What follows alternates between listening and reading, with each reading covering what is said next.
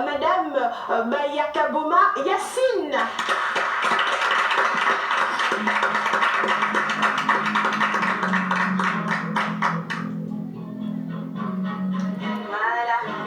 Ah oui? Ah ben non, oh non, non. On vous mettra à l'aise, ne vous inquiétez pas. Bonjour madame. Bonjour. Vous allez bien?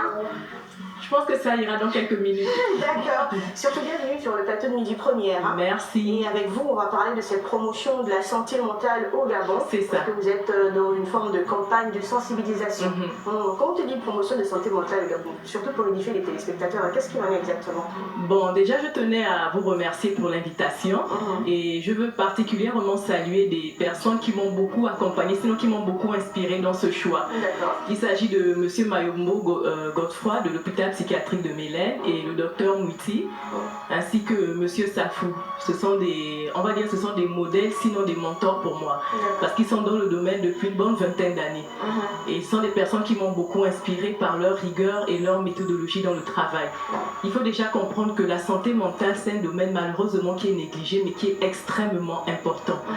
Nous avons des situations, des personnes, imaginez une personne qui subit un viol, ou encore qui subit un traumatisme lié à un accident, cette personne aura du mal à se reconstruire si elle n'a pas un bon suivi psychologique.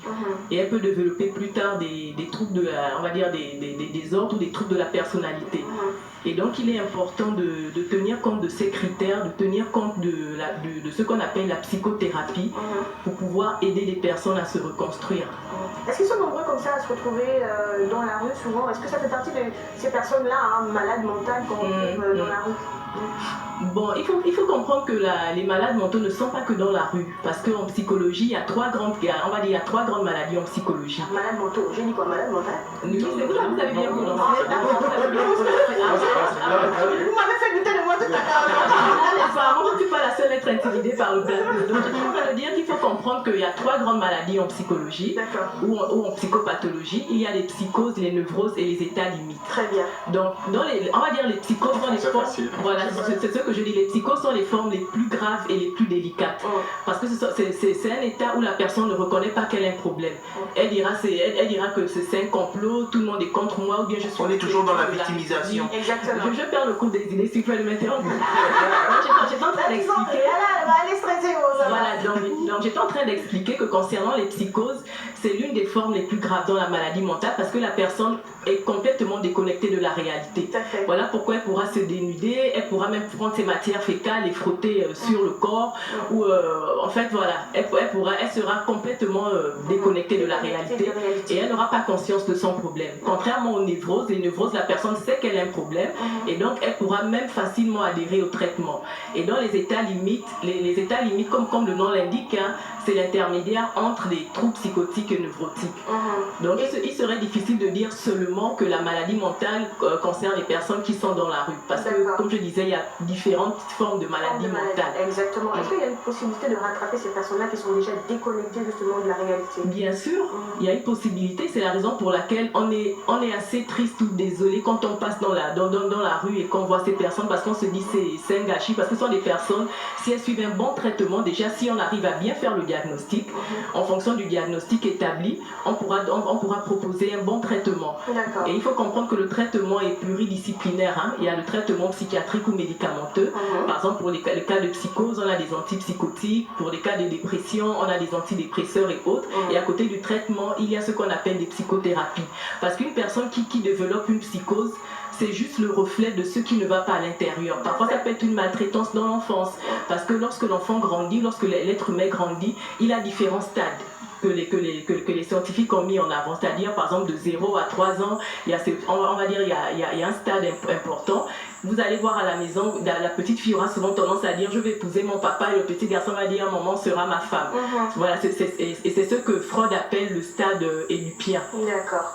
Et donc, si cette phase n'est pas bien vécue et qu'il y a eu une maltraitance ou des carences affectives ou encore un déséquilibre en ce qui concerne l'identification de l'image du père ou de la mère, même quand la personne grandira, elle aura beaucoup de failles. très Mais bien. comme on est en Afrique, on va dire un homme ne pleure pas, ça sont les choses des blancs et autres, mais on va dire que ce sont des facteurs, sinon des phases très importantes. Exactement. Warren, Prenture, Hilary? Mais la campagne, comment est-ce qu'elle se déroule concrètement? Le programme. Bon, parler de campagne, là tout de suite, dire comment ça se déroule, en fait on veut surtout mettre en avant les activités du cabinet. D'accord. Ok. Parce que les gens sont souvent impressionnés quand ils entendent cabinet, ils vont tout de suite se dire on n'a pas l'argent ou ça ne nous concerne pas. Ok. D'accord. Donc concernant la campagne, nous ce qu'on fait c'est surtout de dire à la population gabonaise qu'il existe maintenant un endroit où vous pouvez venir en toute sécurité, en toute quiétude, venir vous examiner, venir réfléchir sur vous-même. Parce que j'expliquais tout à l'heure aussi qu'il y a différents profils, il y a différents types de personnalités. Il y a des personnes qui ont des personnalités dépendantes, d'autres qui ont des personnalités narcissiques, d'autres qui ont des personnalités paranoïaques. Et donc il est important déjà de pouvoir connaître sa personnalité et apprendre à s'accepter pour que lorsqu'on est dans un groupe, on puisse facilement interagir avec les autres sans difficulté.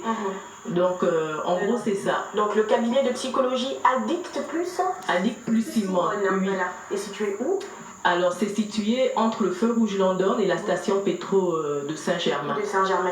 Y a-t-il un numéro de téléphone? 074 24 36 77. On reprend.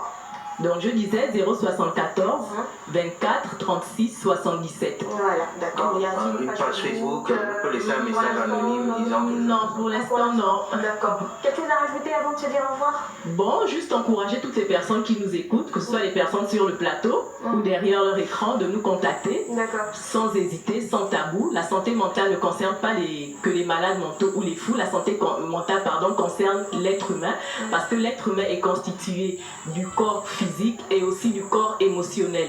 Et donc, pour un bon équilibre de vie, il est important de tenir compte, sinon de prendre en soin notre corps physique et notre corps émotionnel. Comme on dit, il est important d'être dans la prévention plutôt que d'être seulement ou d'abord dans la thérapeutique. Donc, appelez sans hésiter. Il y a des évaluations qu'on pourra vous faire passer, ainsi qu'un très bon accompagnement. Je vous remercie. Merci beaucoup. Merci beaucoup, Madame Bayada Boma, d'être passée sur le plateau de Midi Premier. On vous raccompagne avec la complicité de DJ Urbain. Au revoir. Au revoir. Allez.